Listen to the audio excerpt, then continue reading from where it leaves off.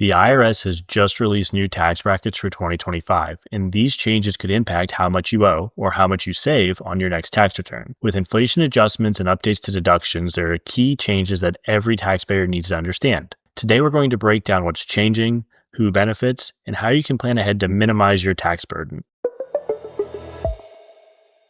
Before we dive in, my name's Ryan Knoll. I'm a certified financial planner and founder of Nav Wealth Partners, a financial planning firm that helps clients nationwide make smart money decisions.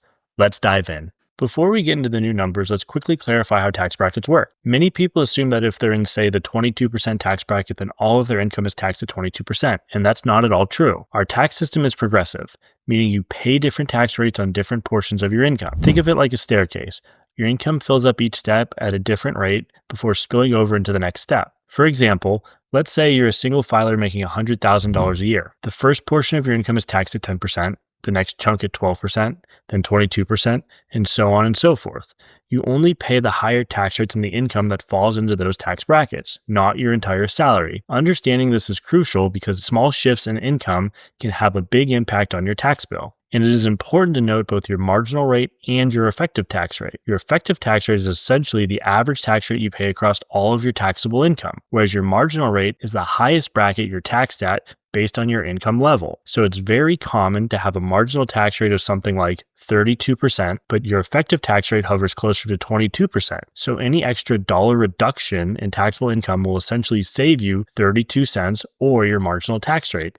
This will also slightly lower your average tax rate, but you're not going to see too much of a delta in the average or effective rate as opposed to saving in your marginal tax brackets. Now let's go over the new tax brackets for 2025. Thanks to inflation adjustments, the income threshold for each bracket has increased slightly from 2024. This means more of your income will be taxed at lower rates, which can reduce your overall tax burden. So what does this actually look like? Let's break it down. If you're a single filer, the 10% tax rate applies to income up to $11,925. That's a small bump from last year, meaning more of your income stays in the lowest tax bracket. The biggest jump is from the 12% bracket to the 22% bracket. Once your income crosses $48,475, anything above that gets taxed at a higher rate. That's where careful planning can help you avoid unnecessary tax increases. For married couples filing jointly, the 10% bracket now covers up to $23,850, which is roughly double what it is for a single filer. This means couples earning under that amount will see all of their income taxed at the lowest rate. The 12% bracket extends to $96,950, and once you pass $206,700, you enter the 22% tax bracket before you start heading into even higher tax brackets after that.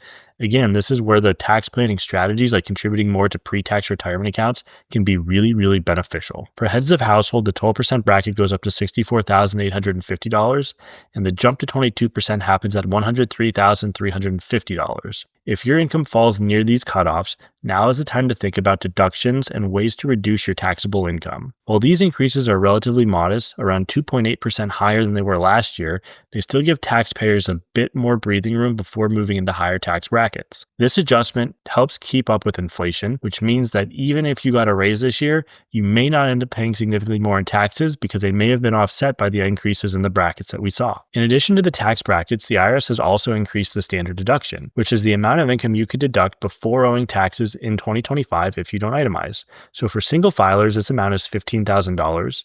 For married filing jointly, it's $30,000. And for those of you who are filing head of household, it's $22,500. For retirees, which are those people who are age 65 or older, they get an additional deduction of a few $1,000s depending on whether they are single or married or if they're blind. These increases mean that most taxpayers more of their income is shielded from taxation, potentially reducing their overall tax burden. While it's nice to have the standard deduction, which is essentially how much of your income can be received tax-free in a given year, you also want to make sure that if you're eligible, you itemize your deductions. Essentially, there are special items that if you total over the standard deduction amount, the IRS allows you to add them together and take that as your deduction for the year.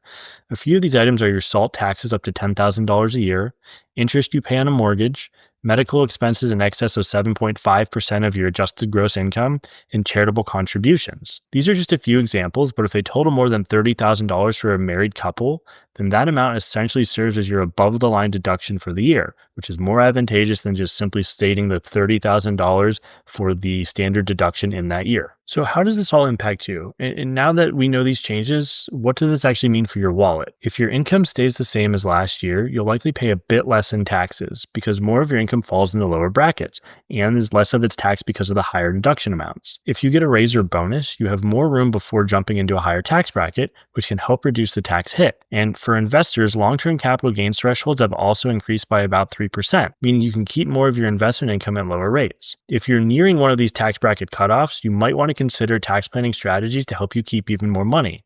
Contributing more to retirement accounts, health savings accounts, or tax-deductible expenses could help lower your taxable income and maximize your savings in a given year. With these new tax brackets and deductions, here are some ways to optimize your tax bill for 2025. Max out your retirement account contributions. Contributions to 401ks, IRAs, and HSAs reduce your taxable income and help you save for the future. You can utilize tax-free investment strategies as well, so holding investments for over a year qualifies them for lower long-term capital gains tax treatment, or utilizing investments such as municipal bonds can help you receive income tax-free depending on where you live and where you're buying the bond. You also want to time your deductions. If you're close to a bracket cutoff, consider accelerating charitable donations, business expenses, or medical costs to maximize deductions in the right year. You also want to consider Roth conversions. If you expect your income to be lower in 2025, converting traditional IRA funds to Roth IRAs while in a lower bracket can be a smart long-term move. Now, I want to talk about one more thing, and that's the capital gains tax brackets. And you want to be aware of where you fall in the capital gains brackets as well, because they're slightly different than the ordinary income brackets. For married couples who have taxable income just over $600,000, you will fall in the highest capital gains tax bracket of 20%. Most couples will fall into the 15% bracket, which happens when taxable income is $90,700 to $600,050. Or you can even fall into the 0% bracket if you have taxable income below $90,700. This is really important because I find clients every day who I help pay next to nothing in tax based off of utilizing these brackets and the deductions to optimize for the best result possible. For example, we might distribute something like $30,000 in income from an IRA that is completely offset by their standard deduction. And then as long as their capital gains are less than $90,700, they essentially pay no income tax in that year. Now, that's a very oversimplified example, and there is much more nuance than just figuring out what exactly the gains distribution and the income distribution is at the given levels.